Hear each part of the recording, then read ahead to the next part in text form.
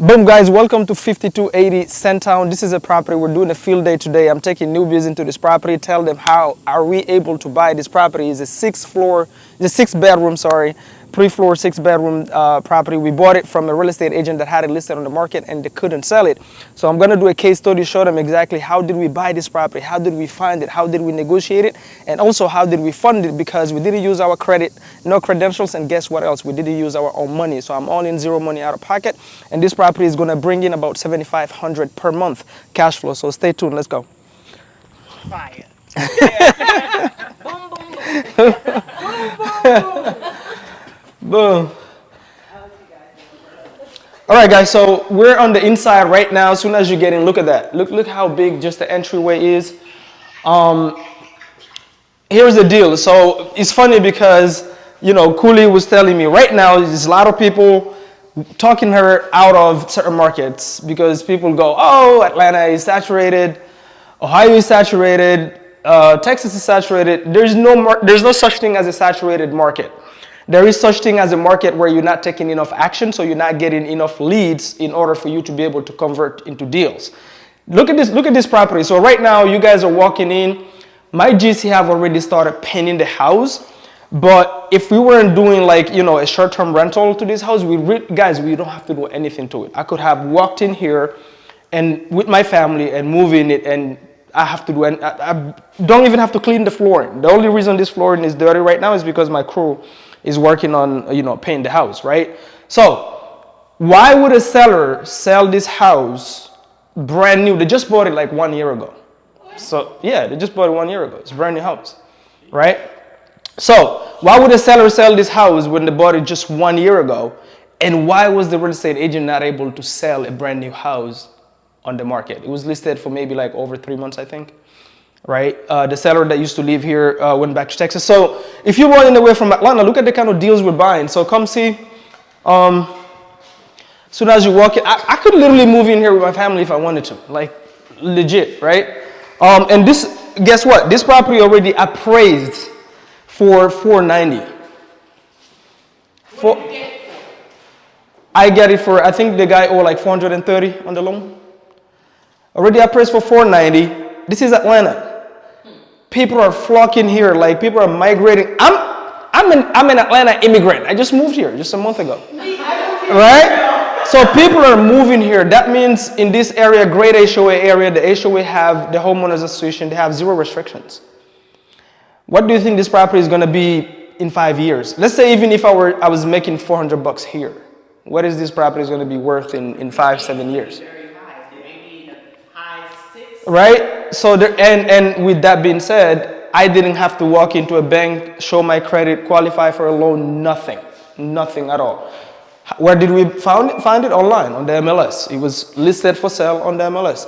If you look it up right now on Zillow, the price point is sold at. That's actually us taking the loan. So, but I'm gonna let the newbies ask me questions on what they want to know. Then I'll answer about the deal, and then we'll walk it. When you found this property, what was the first thing you did when it comes to running the comps?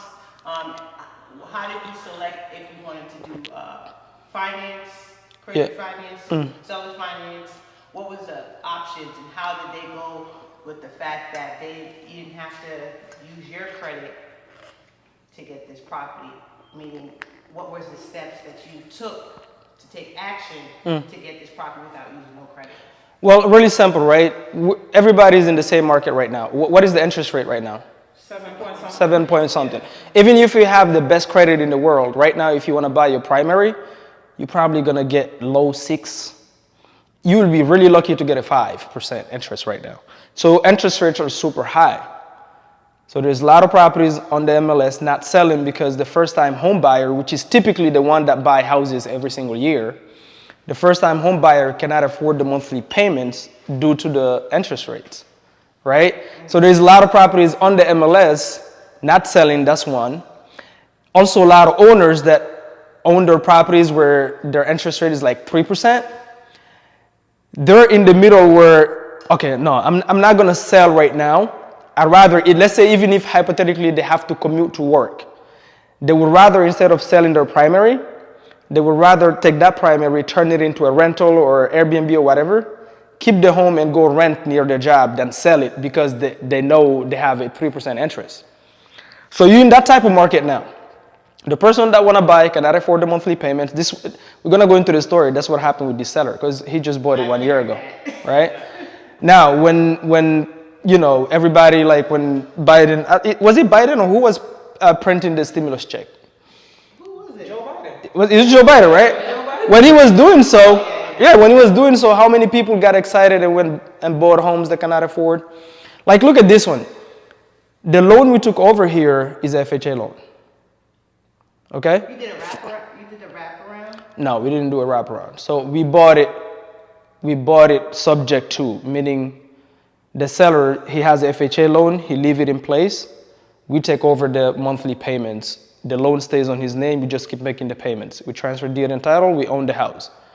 That's buying it subject to, that's how we bought it. Okay. Does that make sense? Yeah. But like these sellers, so when you typically buying, when somebody go and take a FHA, typically why would somebody take a FHA loan to buy a home? Because they can't afford the 20%. Right, right. So typically it's a low income person, maybe not great credit, can only afford very small down payment. So why would you go and buy a house that is worth almost $500,000? It's probably because they got too excited. Stimulus check was coming, inflation was at an all-time high at the time, right? So you buy a home like this with FHA. It's not, typically most people that buy homes FHA, they buy like 300,000 and below type of properties, not 500,000. I don't know why you do that. So he bought it, this seller was from Texas 1 year ago. Now they're having a hard time keeping up with the mortgage. That mortgage became like a huge pain. Every single month, the mortgage here is $3,000 a month. Right? And their interest rate is like 5% now. Based on the market where we are right now, that's a great interest rate, 5%. Typically, you want 4% or less, but 5% still, because right now you cannot get anything less than probably 7 or 6.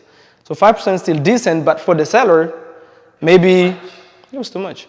So the listed on the market couldn't sell. Why? Because other people that are looking to buy a first-time house, what are they looking at? The payments. I cannot afford it.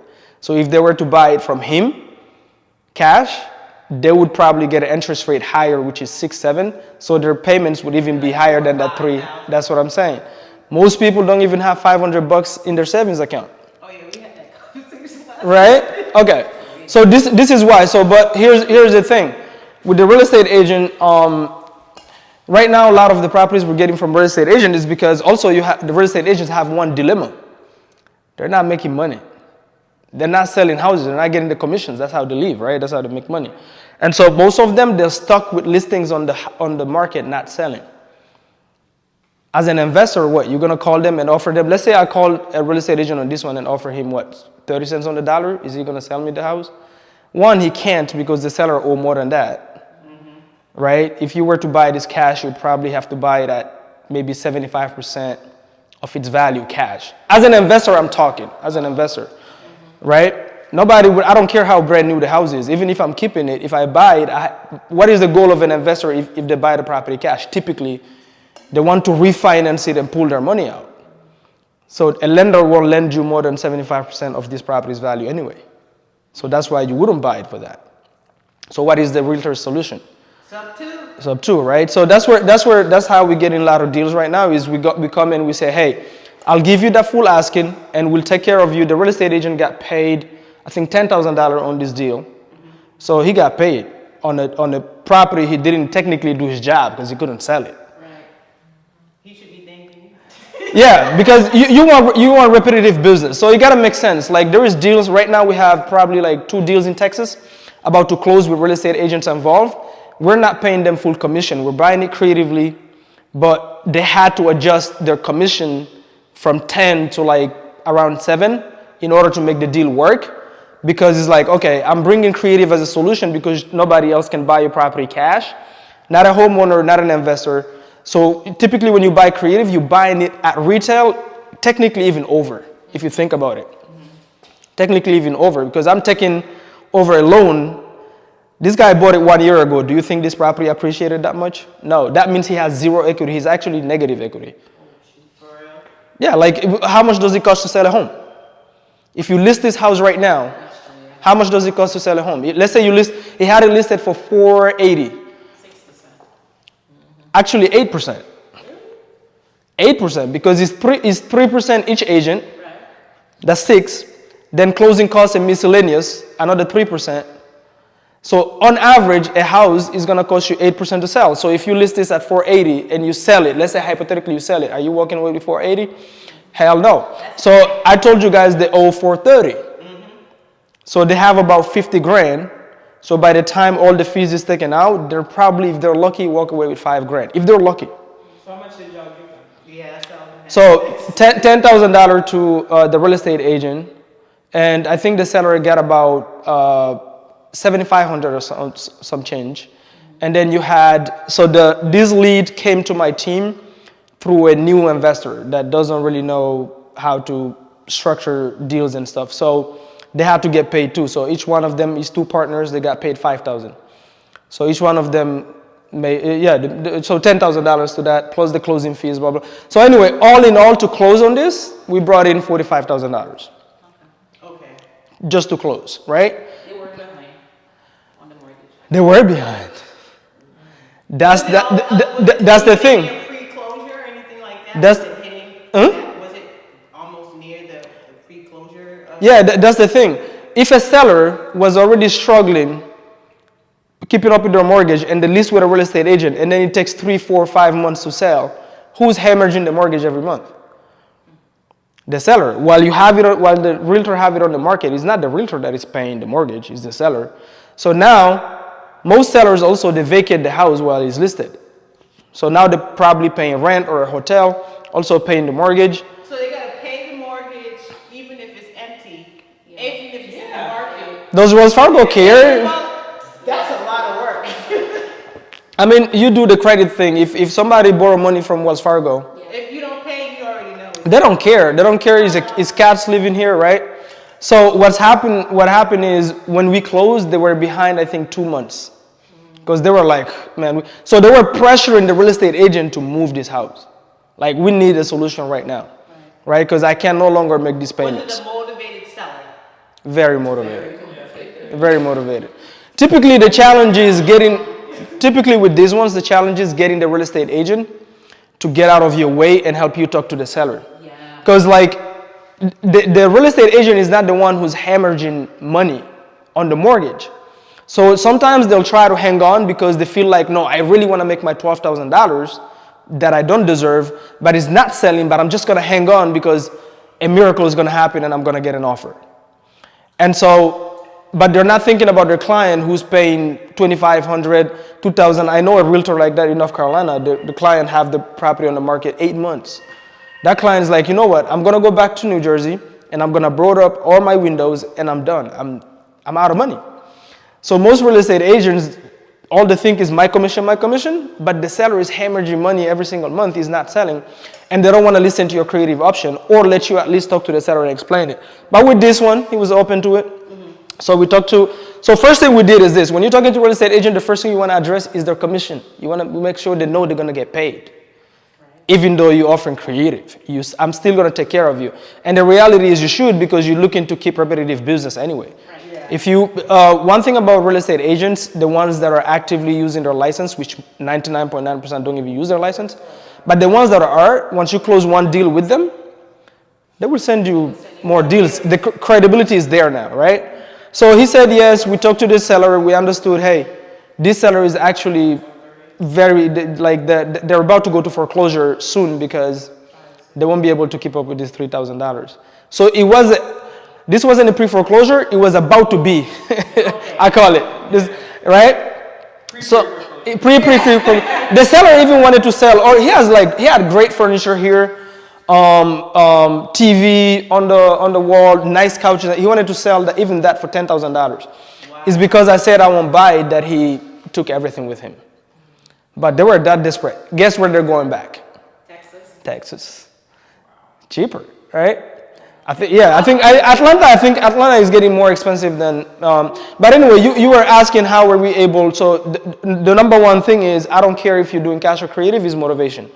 So the real estate agent, not the real estate agent, but the seller have to be motivated and the real estate agent have to be motivated to help their client. That's the only way you can listen to somebody. Now, it didn't take one call, obviously, to close. Like I said, people kind of give up too quick. It honestly takes like 4 to 5 calls to close people on terms. The first time you explain it, they don't understand it, they got to think about it, they come up with questions. Second time, you just answer questions, overcoming objections. Third time, they're feeling a little bit more warmed up, blah, blah, blah. Like, it takes 4 to 5 calls to get them under contract, okay? So, with this seller, there was no other way for them to sell it. All they cared about is, okay, understanding now, okay, so you're going to buy my house, you want me to leave the loan in my name, you guys make the payments, you take over ownership, obviously you own the house. So what happened? So now they just want to understand how am I protected because it's their credit, right? If we default. Typically, if you can explain that properly, then they're down for it. How am I protected? How long is the loan going to stay on my name? Typically, flat out, is going to stay for life. The life of the loan, which most likely won't. Like if this property appreciates in 7 years and we have like 200 grand in equity or whatever, I'm not going to leave that here. I'm going to refi the equity, pull that money out because it's tax-free money and go buy more assets. So at that point, their money will go out of the loan. But you never want to tell a seller, I'm going to finance you out of your loan in 7 years because you can't guarantee that. You don't know where the market is going to be in 7 years. So if you're really honest with them and they fully understand, then they're really on your side. It's like, oh, okay, I get it. Because also another thing is, can they go qualify for another FHA? They can. They can. It doesn't stop you from going and qualifying for another loan. You just have to show that you're no longer responsible for making these payments here, which we have the structure to show that. I've done it with VA loans. I've done it with FHA. I've done it with conventional, where the new lender of the seller that sold the subject to, they just want to see proof that those people are no longer making the payments, and we provide that documentation and it's done. Because typically, what do they look at? Your debt to income ratio, right? And so if you're not responsible for making these payments, they have to take off a big percentage of this loan of your debt to income ratio, and you just got to be able to provide that document. It's really easy. So once they understand all those mechanics, you're good to go. But why would we buy a house like this with $3,000 FHA? Because it's still a high.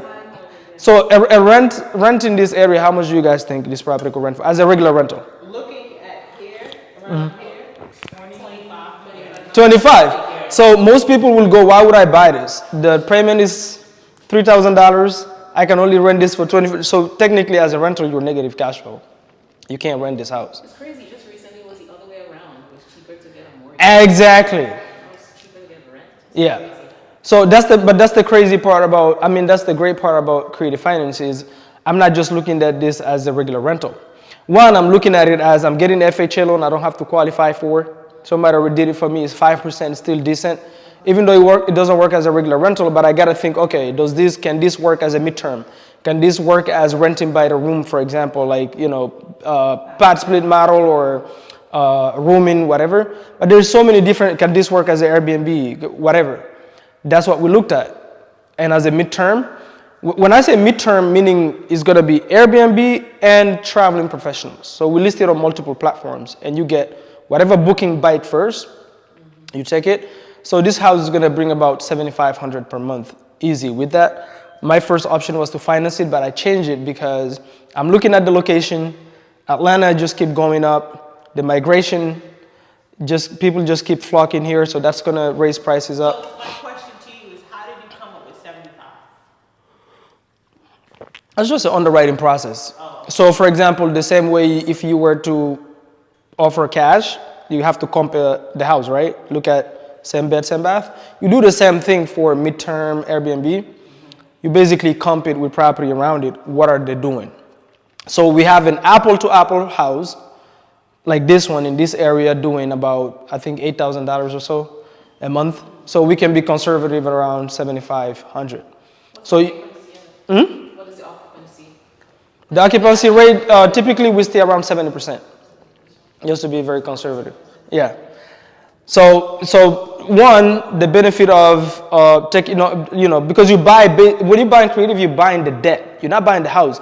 The first question you asked earlier, like, how did you comp it? I don't comp creative deals. because I don't care about the purchase price. Okay. I care about what is the debt I'm taking over? Is it a good debt? Because that's what I'm buying. I'm really not buying the house. I'm buying the debt, and then yes, after that, I'm buying maybe the location, and then I'm buying the cash flow.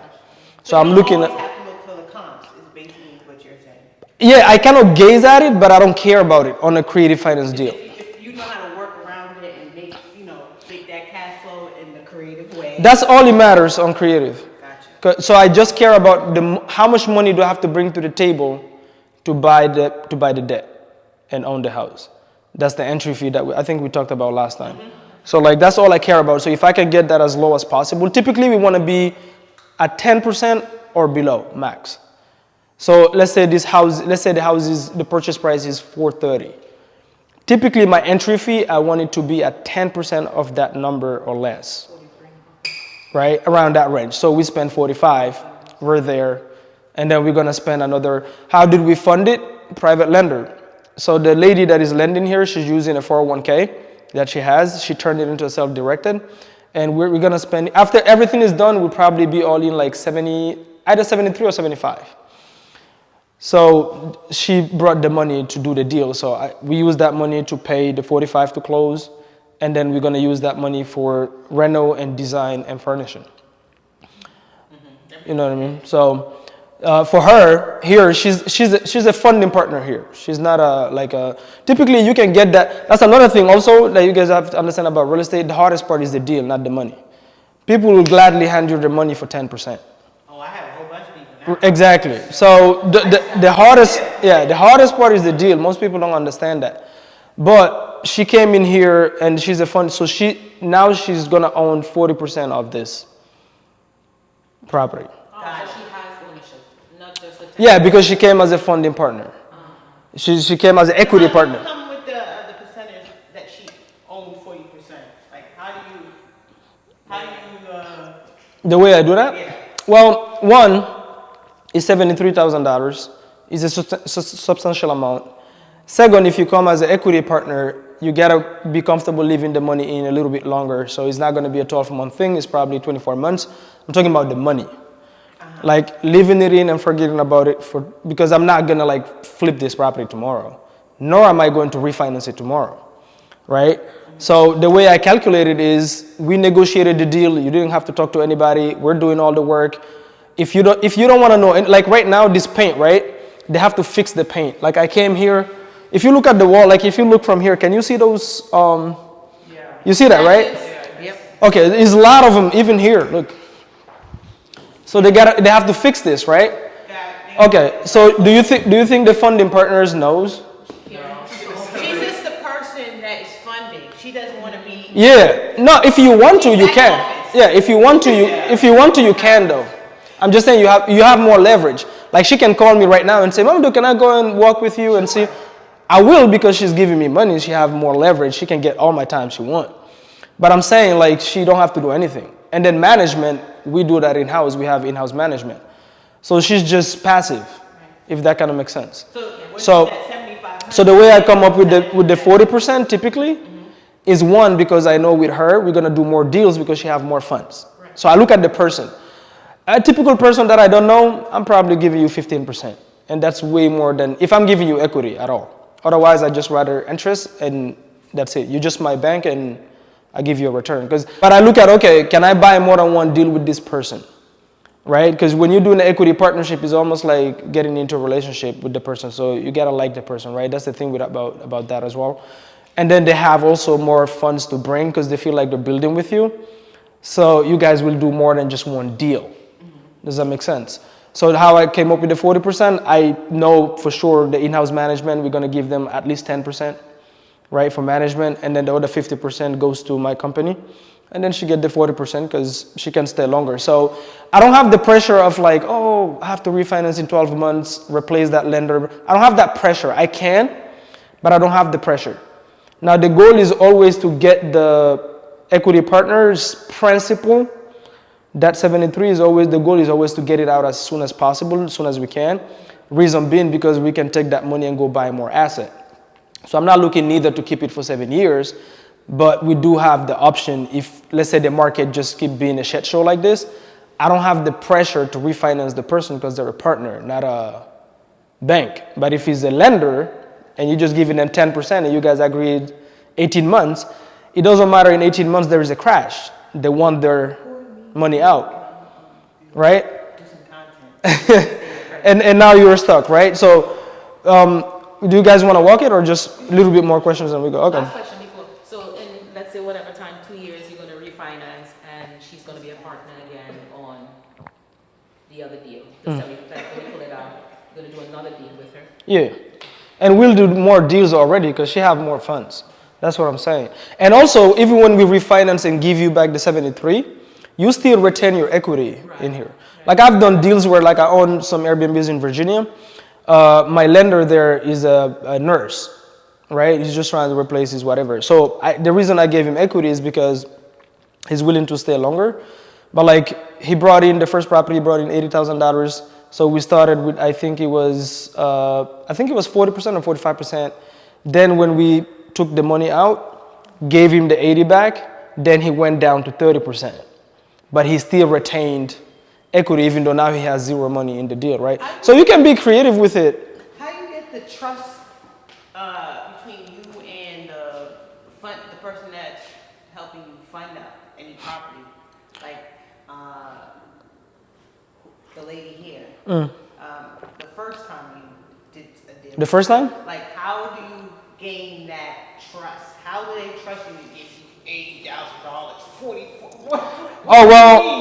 Like, how do you get, like, do you have to show documentation? You got to tell, like, how does that Well, work? typically it comes down to credibility, you know?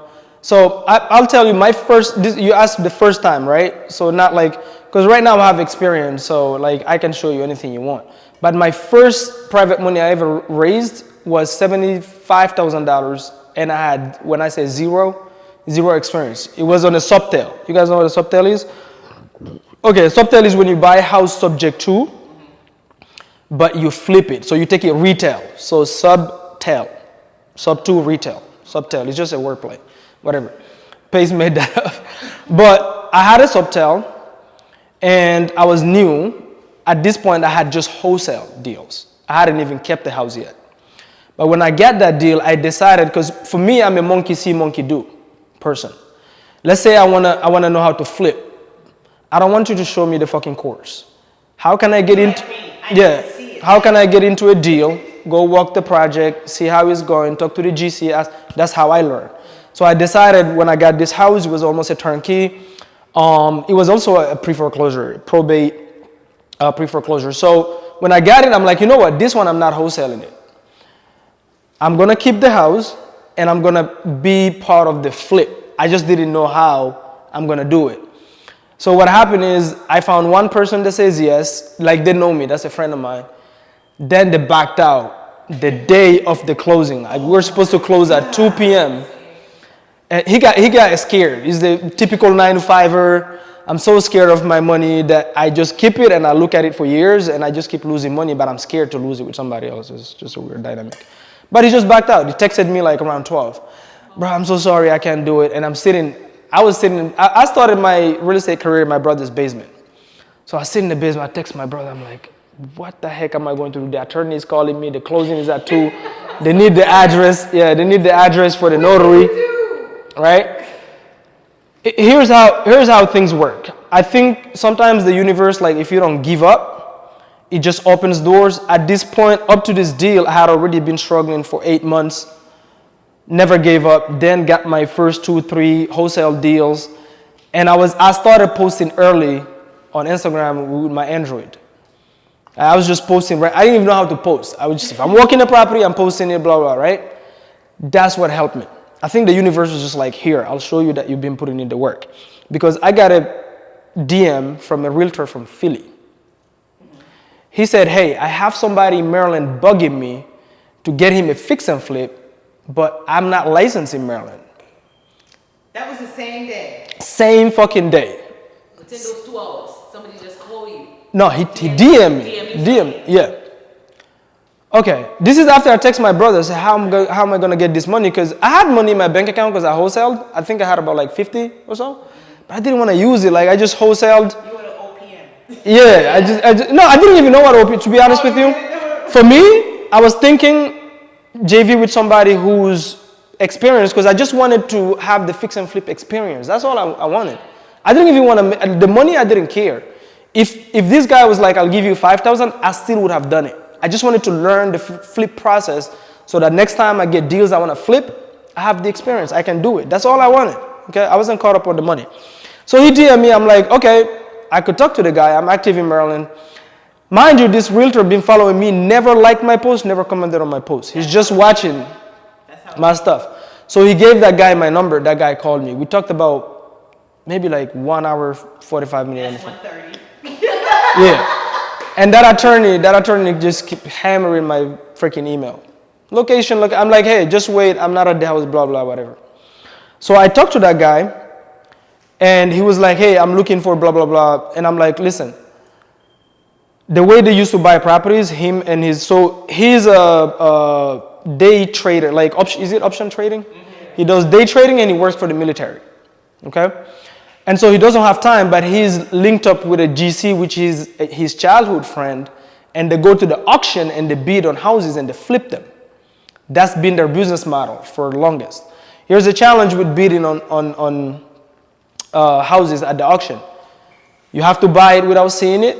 You can only come here and look through the window, and then you go bid on it. Then once you buy it, then you come and you walk in, and whatever you walk into, that's what you bought. You're gonna have to deal with it. So all of the projects has been taking over 6 months. They would get a house, and mind you, if you buy it at the auction, there is no creative, it's cash. So they bring in their own money too, like they're getting cash. So he will like put up the purchase price, and then his friend GC will put up the renovation cost, and they'll split. That's how they've been doing it. Boom. So I talk with him on the phone. He's like, yeah, I'm looking at that. And then he tells me what he's doing. I'm like, wow, that's crazy. Mind you, I'm desperate. I did not show that one bit on the phone. I said, listen, I have the perfect deal right now if you're interested. Oh boy, here we go. You know, I said, if you're interested, I have the perfect deal right now. I said, it's not going to take 6 months. This was a turnkey. This was in Prince George County, Clinton, Maryland. I'll never forget this house. It's 111, I forgot what the address is. I'll put the address in the link below.